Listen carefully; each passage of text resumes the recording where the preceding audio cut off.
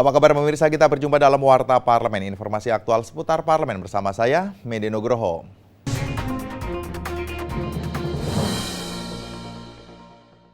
Panitia khusus rancangan undang-undang tentang pemilu meminta penyelenggara dan panitia pengawas pemilu serta aparat keamanan di Provinsi Kepulauan Riau meningkatkan koordinasinya, khususnya terkait pengawasan pelaksanaan pemilu agar dapat tercipta pemilu yang jujur dan adil serta bebas dan rahasia. Untuk menggali masukan dari pemerintah daerah, akademisi, dan masyarakat di daerah, Panitia Khusus Rancangan Undang-Undang tentang Pemilu DPR RI melakukan kunjungan spesifik ke Kota Batam, Provinsi Kepulauan Riau baru-baru ini. Ditemui usai menggelar rapat dengan pendapat dengan Gubernur Provinsi Kepulauan Riau, pimpinan DPD Provinsi Kepulauan Riau, Komisi Pemilihan Umum Daerah dan Bawaslu Provinsi Kepulauan Riau, Kapolda Kepulauan Riau, Korem 033 Wira Pratama, Kepala Kejaksaan Negeri dan Kejaksaan Tinggi Provinsi Kepulauan Riau, serta Sivitas Akademika Fakultas Hukum dan FISIP Universitas Maritim Raja Ali Haji.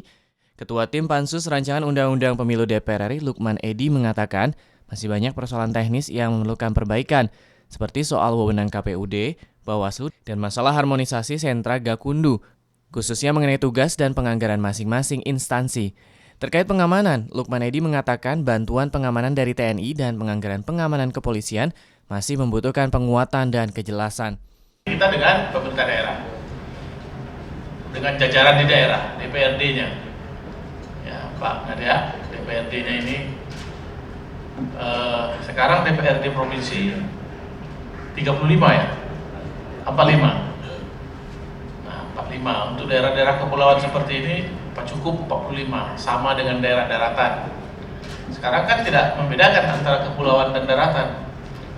Anggota Pansus Rancangan Undang-Undang Pemilu Yandri Susanto mengatakan salah satu isu penting yang mengemuka adalah penambahan jumlah kursi. Kepulauan Riau tentu menjadi perhatian khusus untuk penambahan jumlah kursi, mengingat Kepulauan Riau memiliki kepulauan yang mencapai 1.700 dan jika dilihat dari luas wilayahnya, Kepulauan Riau hampir sama dengan Pulau Kalimantan. Kepri jumlah pulaunya 1.700 yang berpenduduk 354. Nah oleh karena itu jika saja nanti antara pemerintah dan DPR ada kesepakatan untuk menambah jumlah kursi di DPR, maka Kepri merupakan daerah prioritas untuk menambah jumlah kursi. Daerah-daerah lain juga kita perhatikan, tetapi Kepri menjadi prioritas karena kalau mau dihitung jumlah luas daerah, Kepri ini hampir sama dengan Pulau Kalimantan. Dari Provinsi Kepulauan Riau, Teguh Biantoro, TVR Parlemen, melaporkan.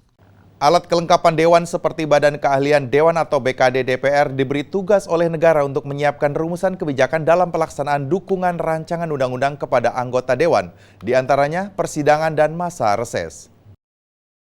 Ditemui usai menggelar pertemuan dengan DPD Kabupaten Tasikmalaya, Kepala Badan Keahlian DPR RI Johnson Raja Guguk mengatakan salah satu yang utama pada tiap masa persidangan di DPR, yakni kegiatan masa reses, yaitu terkait soal pengawasan oleh seluruh anggota DPR yang ada di komisi, serta penyerapan aspirasi pada daerah pemilihan masing-masing.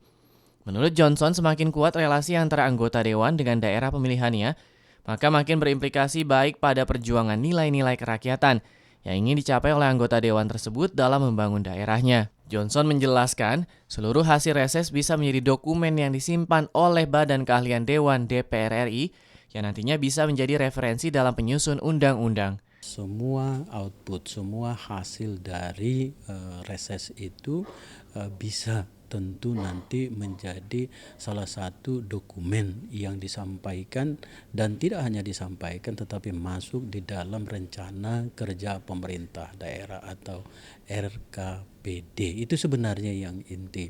Wakil Ketua DPD Kabupaten Tasikmalaya Haris Sanjaya mengatakan pihaknya sangat memerlukan referensi yang banyak terkait penyusunan sistem persidangan, dokumentasi hingga pengarsipan di DPRD Tasikmalaya, terutama soal mengefektifkan hasil reses yang dilakukan untuk menjadikan rujukan dalam menyusun peraturan daerah. Reses ini kan berkaitan dengan pelaksanaan kegiatan anggota yang harus ditindaklanjuti menjadi bagian dari kebijakan pemerintah daerah. Kita mengenal kan ada musrenbang, ada reses, kemudian ada diskresi kepala daerah, ada skala prioritas dinas yang semuanya bermuara kepada RKPD, rencana kerja pembangunan daerah atau rencana kerja pemerintah daerah. Habibie Teguh, TVR Parlemen, melaporkan. Masih tertinggalnya penerimaan negara bukan pajak atau PNBP dibandingkan dengan penerimaan pajak selama 1 dekade ini.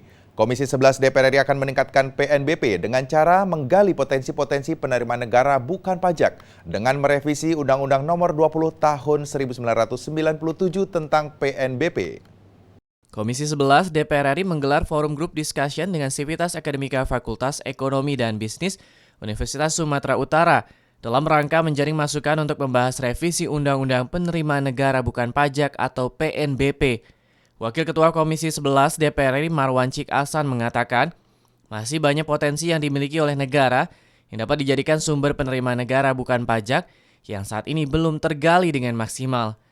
Marwan menyayangkan pengelolaan PNBP saat ini belum tertata dengan baik, bahkan rentan terjadi penyimpangan. Untuk itu Komisi 11 sedang membuat formulasi penggunaan PNBP, apakah dapat langsung dimanfaatkan oleh instansi dan lembaga yang mengelolanya, atau dikembalikan terlebih dahulu kepada negara sebelum dapat dimanfaatkan. Kan banyak sekali dari PNBP ini yang bersumber dari BLU, di mana setelah diterima bisa langsung digunakan oleh instansi terkait, tanpa perlu masuk ke kas negara. Situasi seperti ini kan rentan.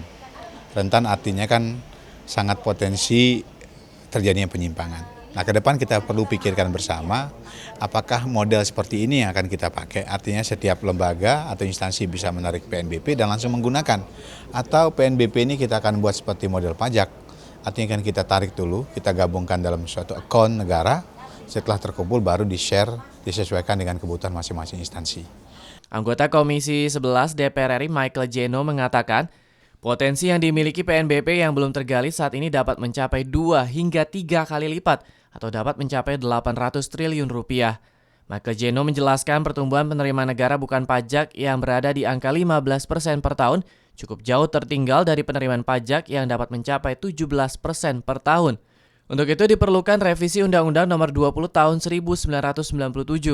Ia menegaskan revisi Undang-Undang PNBP akan dilakukan tanpa memberatkan masyarakat dan tanpa mengurangi kualitas pelayanan yang diberikan pemerintah kepada masyarakat. Nah, urgensi daripada Undang-Undang Penerimaan Negara Bukan Pajak ini adalah realitanya adalah kalau kita bandingkan penerimaan negara yang utama kan ada pajak dan ada penerimaan negara bukan pajak. Pajak 2005 sampai 2014 itu pertumbuhannya adalah sekitar 17% per tahun penerimaan dari pajak. Dari Provinsi Sumatera Utara, Esti Kartika, TVR Parlemen, melaporkan. Demikian Warta Parlemen kali ini, sampai jumpa pada Warta Parlemen berikutnya. Terima kasih atas perhatian Anda. Wassalam.